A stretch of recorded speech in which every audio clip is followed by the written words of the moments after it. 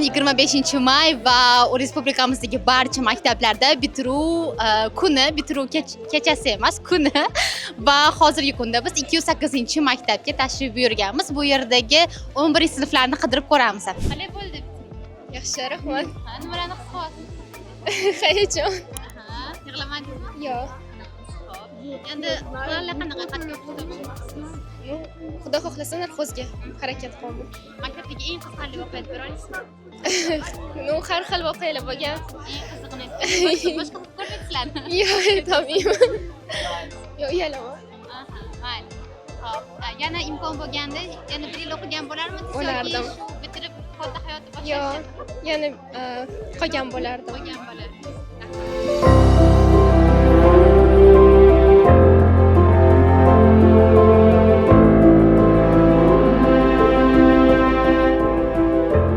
Men ismim Johir, 208-maktabni tugatdim. Bizning maktabda ko'p qiziqarli narsalar bo'lgan. Har yili shaxmat, sportdan musobaqalar o'tkazadi. Biz sinfdoshlarimiz bilan bu musobaqada ishtirok etamiz va bu juda zavqli. Men o'ylayman, yana bir yil imkon bo'lganida men o'qirdim.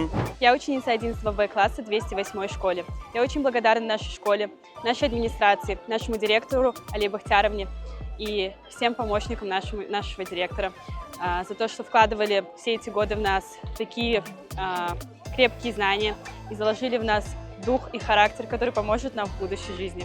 Botirov Boburman, 9-B sinf o'quvchisiman. Men 9-sinfni bu yil bitirdim. Men kickboks sport turi bilan shug'ullanaman. Kickboks bilan men уже 3,5 yil davom beri shu sport bilan shug'ullanaman. Maktabga bitta любой o'qituvchiga rahmat aytmoqchi bo'lgan bo'lsam, Larisa Yurinaga rahmat aytardim. Chunki klassning rukovoditelimiz bo'lganlar meni doim musobaqalarga, maktabga kelmasam, musobaqa bo'yicha yoki qatldar yurganimda meni yonimga olardilar, spravka qilib berardilar. Musobaqaga chiqqanimda ko'pincha ana ushmay bu qilardilar.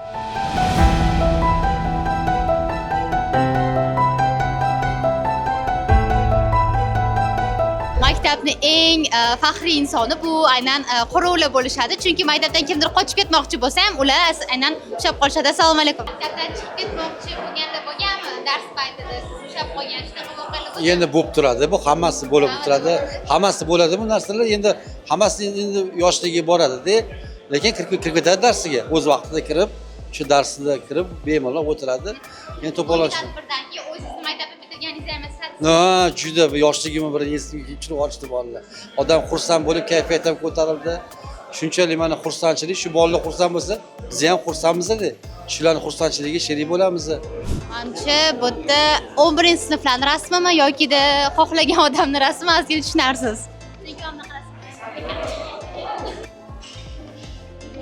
O'zim ham maktab paytim esimga tushib ketdi, lekin rostdan. Kutubxonada bizda kitob olishga uncha ruxsat berishmasdi. Endi hozirgi yoshlarda qanaqa bilmadim. Va bu maktabning faollar zali, kiraverish qismi va bu yerda ahamiyat bergan bo'lsangiz, maktab Mirzo Ulug'bek tumanida joylashganligi sababli Mirzo Ulug'bekning mana shunday rasmi va poytaxtimizdagi va yurtimizdagi tarixiy joylar ko'rsatilgan. 11-sinflar aynan pastdagi lineykadan so'ng mana shu yerga faollar zaliga chiqib, o'zlarini qanaqangidir nomerlarini taqdim etishar ekan. Ahamiyat bergan bo'lsangiz, tepada shar, uni tushirib, shunaqangi va nimadirlar qilishadi.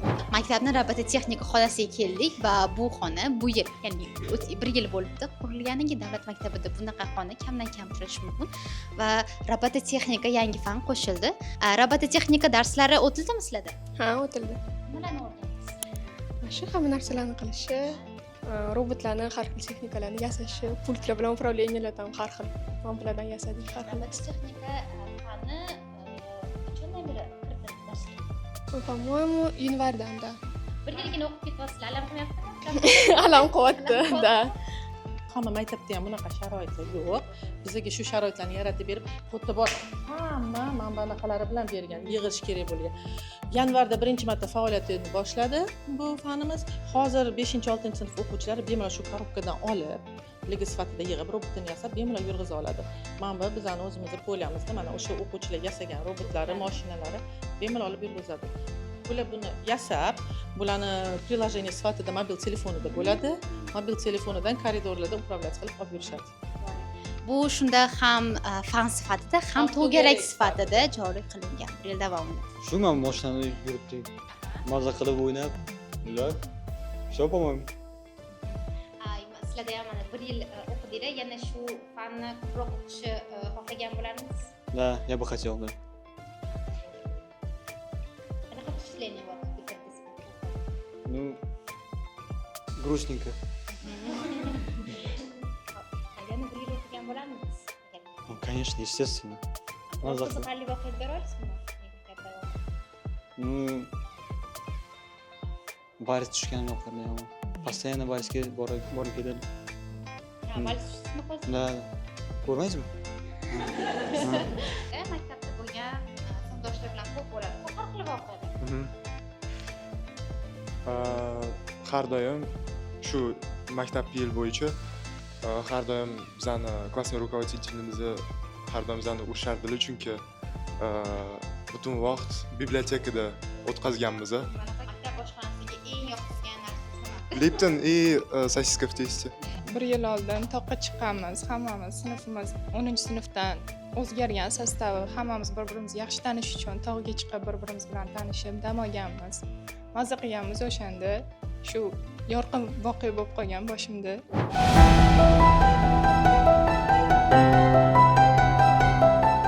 Bugun maktabimizda so'nggi qo'ng'iroq tadbiri bo'lib o'tdi. So'nggi qo'ng'irog'imiz ma'rifatli avlod 3-renessans poydevori mavzusida o'tkazildi.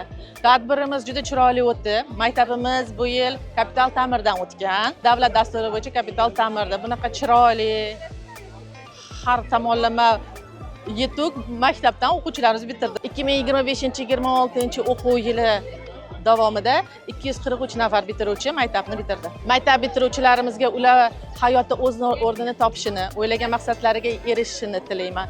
Qaysi nima niyatida bo'lsa, qaysi oliy o'quv yurtiga kirishni niyat qilgan bo'lsa, kasb-hunar kollejlariga kirishni niyat qilgan bo'lsa, hammasiga omad tilayman.